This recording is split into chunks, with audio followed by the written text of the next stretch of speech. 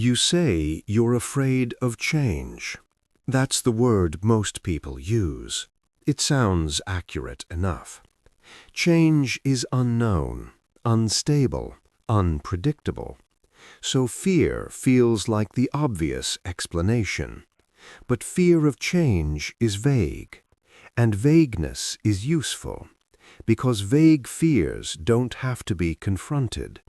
They don't point anywhere specific, they just hover. If you were truly afraid of change, you'd panic. You'd feel urgency, you'd feel chaos, but most people don't. They delay calmly, they postpone rationally, they stay composed, which tells you something important. This isn't fear, not in the way you think, because fear of change is abstract, and your hesitation is not. Your hesitation is precise.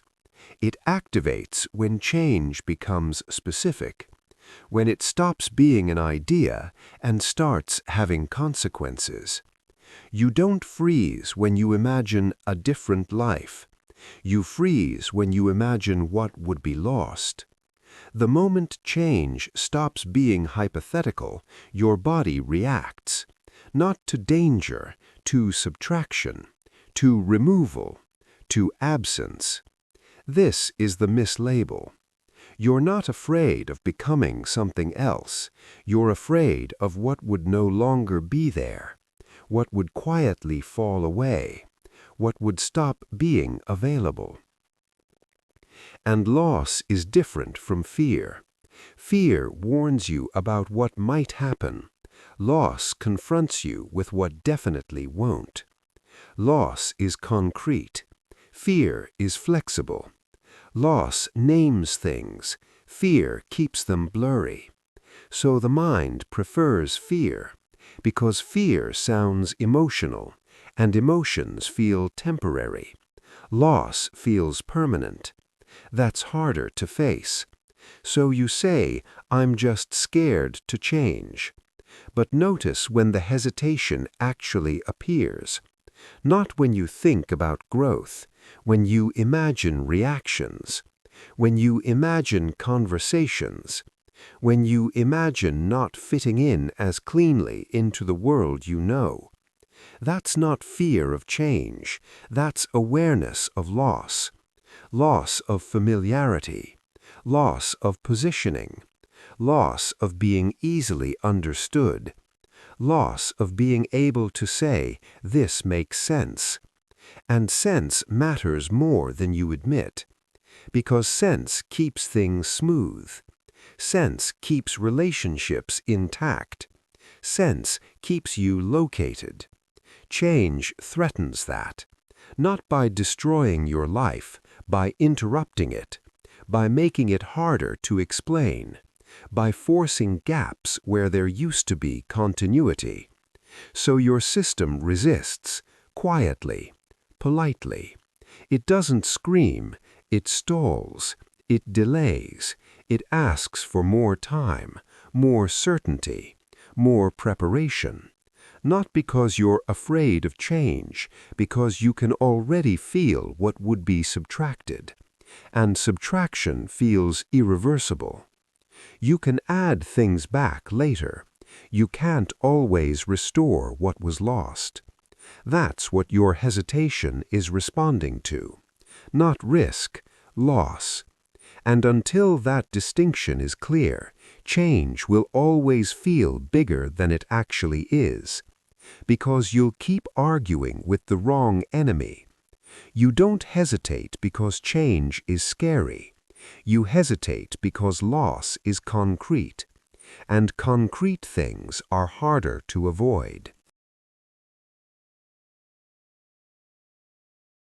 When people talk about change, they talk about outcomes, new work, new places, new routines, new versions of themselves. But those aren't what your system reacts to. Outcomes are distant, abstract. What change actually threatens is continuity. the sense that your life makes sense as a single story, that yesterday connects cleanly to today, that tomorrow will be legible to the people around you. Continuity is subtle. You don't notice it while it's intact. You notice it when it's about to break. Because breaking continuity doesn't feel like danger. It feels like confusion. Conversations that don't land the same way. Explanations that take longer. People pausing before responding. Small things. But small things accumulate, and your nervous system reads accumulation as risk. Not because anything bad is happening, because order is dissolving. Change doesn't threaten your comfort as much as you think. People adapt to discomfort all the time. What they struggle with is dislocation. No longer knowing where they stand. No longer being easily placed. No longer fitting into familiar categories. Change interrupts how others locate you, and that interruption creates friction. Not conflict, awkwardness, uncertainty. Moments where people don't quite know how to respond to you. That's expensive, because smooth interactions are a form of safety. They tell your body, you belong here. Continuity keeps that signal strong. So when you consider changing, what flashes in your mind isn't chaos, it's disruption. The loss of being predictable. The loss of being immediately understood. The loss of having a ready-made explanation that keeps things calm. You don't fear the new life, you fear the gap between the old one and the new one. That in-between space where nothing is settled yet, where roles are unclear, where expectations haven't caught up. That space is unstable, not materially, socially. And social instability feels dangerous even when nothing is actually at risk. Because for most of your life, stability didn't come from certainty. It came from consistency, from being recognizable, from showing up in ways people already knew how to receive. Change threatens that recognition. It makes you harder to read, harder to summarize, harder to place. So resistance appears, not as panic, as hesitation, as the sense that this isn't the right time, as the need to prepare just a little more. But preparation isn't what you're doing. You're trying to preserve continuity. You're trying to avoid the moment where your life stops making immediate sense. Because once sense is disrupted, everything feels slightly off balance, and your nervous system is built to restore balance. Not truth, not alignment, balance. That's what change actually threatens. Not your safety, your coherence. Change doesn't erase your life, it interrupts it. And interruption is harder to tolerate than you've been willing to admit. When people think about loss, they imagine dramatic things. Money, security, relationships ending. But the losses you're reacting to aren't dramatic. They're subtle, which makes them harder to admit because subtle losses don't sound serious enough to justify hesitation. And yet, they're the ones that keep you in place. If you changed, you wouldn't just lose stability, you'd lose predictability. People wouldn't know what to expect from you anymore. Not in a threatening way, in a quiet way. The kind where conversations slow down, where assumptions stop working, where you can't rely on momentum. You'd lose being easily approved of, not because people would disapprove, but because approval wouldn't arrive automatically anymore. It would become conditional, contextual, delayed. And delay matters. You'd lose being needed in the same way. Roles would shift. The version of you that held things together would no longer be available on demand. That absence would be felt, even if no one said anything. You'd lose the ability to explain yourself quickly. Right now, you can summarize your life in a few sentences. Sentences that calm people, sentences that make sense. Change breaks those sentences. It introduces pauses, clarifications, follow-up questions. You'd have to locate yourself again in conversation. That's tiring. You'd lose the comfort of being unsurprising, of being legible, of being the version of yourself that fits neatly into other people's expectations. None of these losses sound catastrophic. That's the problem. They sound petty, unreasonable, not serious enough to justify staying stuck. So you don't name them. You tell yourself you're just overthinking, that you're being cautious. But your system knows better. It knows that social friction is expensive, that slightly out of sync costs energy, that having to renegotiate your place in the world is work. So it resists, not loudly, quietly. You don't think, "I'll lose approval." You think, "This will complicate things." You don't think, "I'll lose my role." You think, "This might cause tension." You don't think, "I'll lose predictability." You think, "Now isn't the right time." These are translations, cleaner words for the same cost, because saying loss sounds dramatic, but the effect is real. Some losses don't hurt loudly, they hurt socially.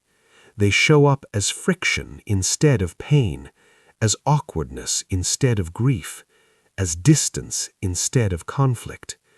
And those are harder to justify, harder to defend, harder to explain even to yourself. So you stay, not because you're afraid of failing, because you don't want to lose the invisible things that make your life move smoothly, the things that disappear quietly and never announce themselves as gone. You're not protecting comfort, you're protecting legibility, and legibility is fragile than it looks. Here's the part that doesn't feel rational. Loss doesn't just register as inconvenience.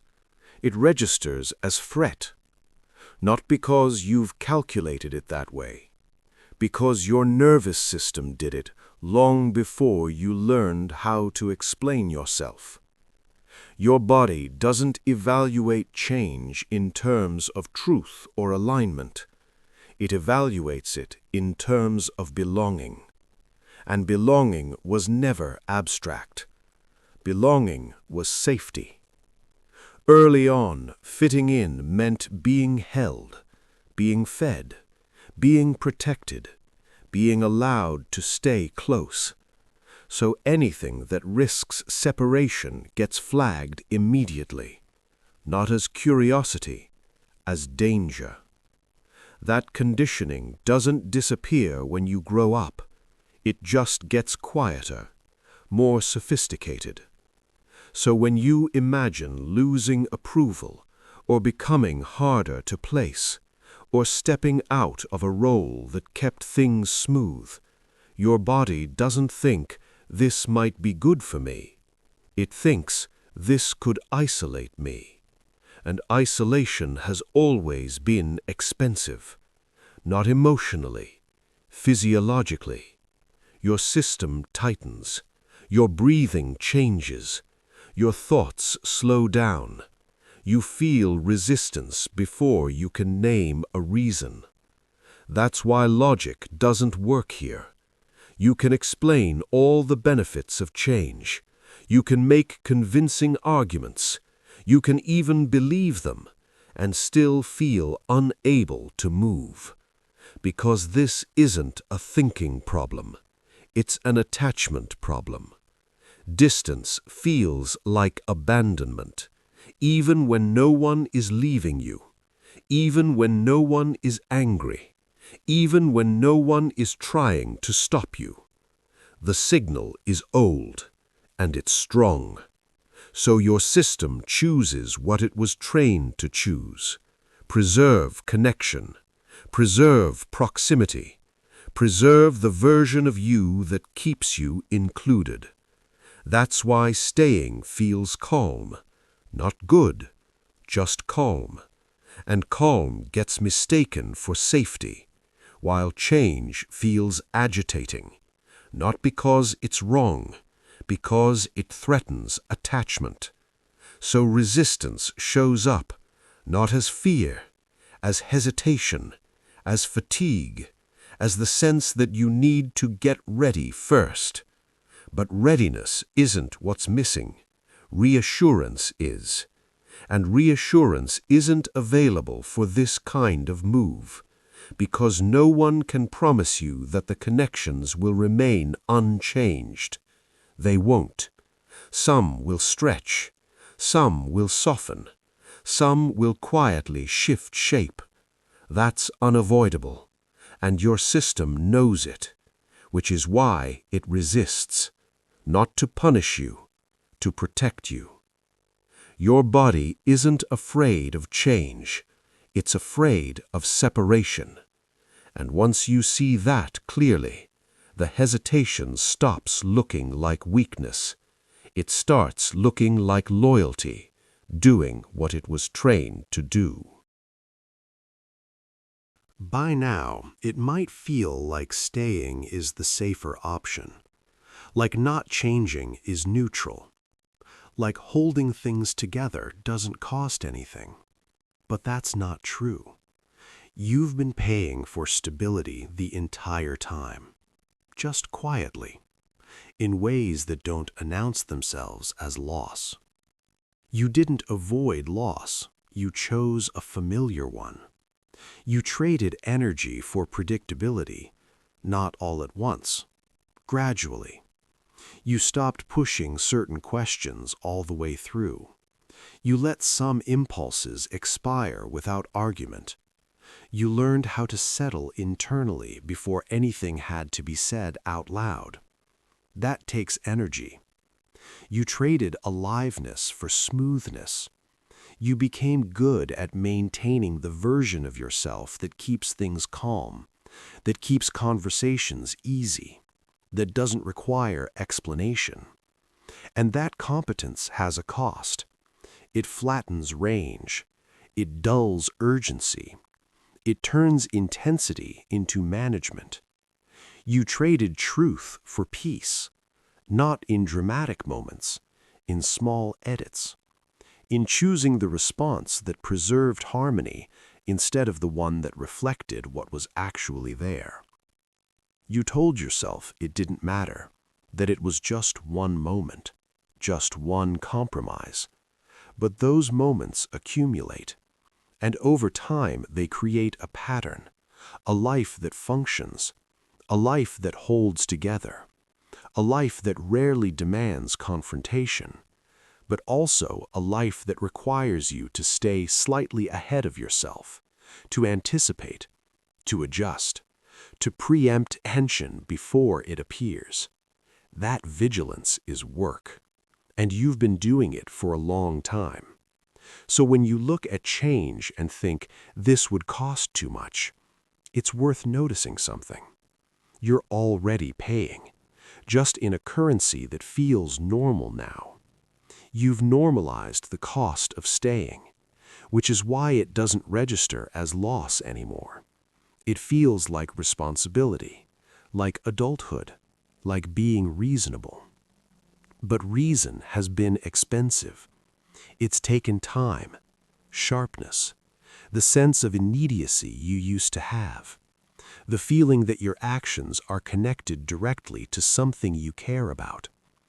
Instead, they're connected to maintenance, to preservation, to keeping the structure intact. So the trade continues, not because it's the better deal, because it's the familiar one.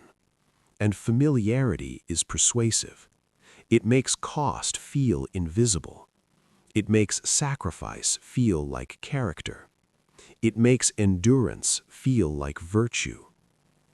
You didn't avoid loss.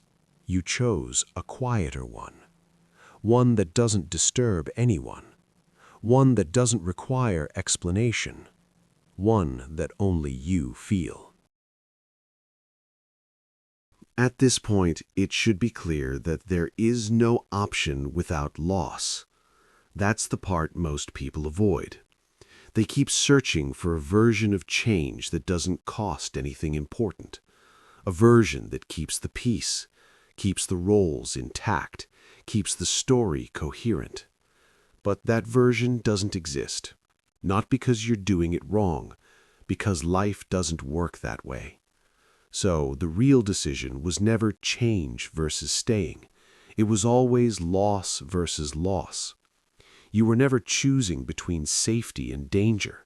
You were choosing between two different kinds of subtraction. One of them is familiar. It happens quietly. It doesn't announce itself. It looks like stability. It feels like maturity. It costs you slowly, in energy, in immediacy, in the sense that your life is moving towards something that belongs to you. The other loss is unfamiliar. It's louder, more visible. It disrupts patterns. It creates distance before it creates clarity. It changes how you're seen before it changes how you feel. That's the loss your system resists, not because it's worse, because it's unknown. So you stay with the one you know. You keep paying the cost that blends into the background. You tell yourself it's patience, that it's timing, that you're being careful. But careful isn't neutral. It's a choice, and it's been choosing for you. This is why the question you keep circling never quite resolves, because it isn't, what should I do? It's, which loss am I willing to live with? Which one can you carry without slowly disappearing? Which one lets you keep belonging, and which one lets you keep integrity? Those two don't always point in the same direction, and there's no way to reconcile them cleanly, no way to keep everything intact. So the hesitation continues, not because you don't understand, because you do. You see the trade clearly now, and seeing it removes the illusion that staying is free. It isn't. It's just familiar. You were never afraid of change. You were protecting yourself from a loss you didn't know how to name, and now that you can see it, there's nothing left to misunderstand, only something left to choose. Not today, not publicly, not with certainty, just internally. Which loss you stop pretending you aren't already paying.